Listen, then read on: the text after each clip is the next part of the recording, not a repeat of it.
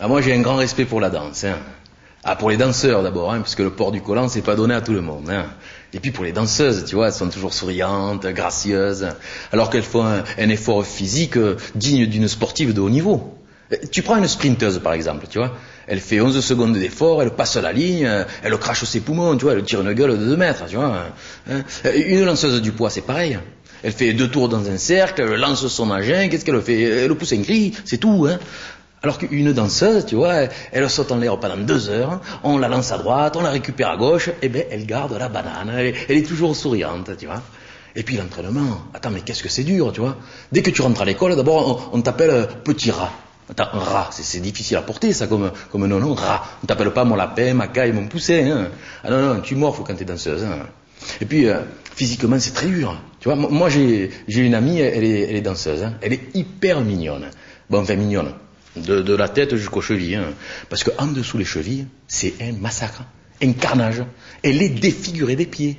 Alors elle m'a expliqué que c'était à cause de la répétition des chocs, tu vois. Il paraît que chaque saut, chaque entrechat, c'est comme si on lui mettait un petit coup de marteau sur le bout des orteils, tu vois. Un petit coup de marteau, ça fait mal ça, hein.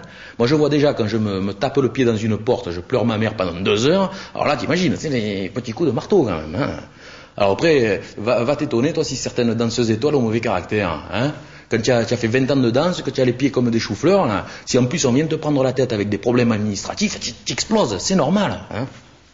Mais bon, j'ai appris que le remplaçant le nouveau directeur du ballet de Marseille, là, c'était Frédéric Flamand, un Belge.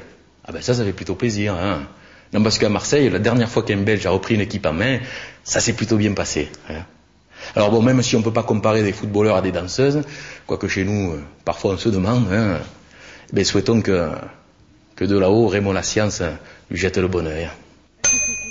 Voilà Frédéric, c'était pour vous. Je ne vous avais pas présenté, c'est Gérard Dubouche. Alors toutes les semaines, il viendrait comme ça mettre son grain de sel dans l'émission. Mais vous savez, c'est sa façon à lui de vous souhaiter bienvenue, hein Frédéric. C'est magnifique.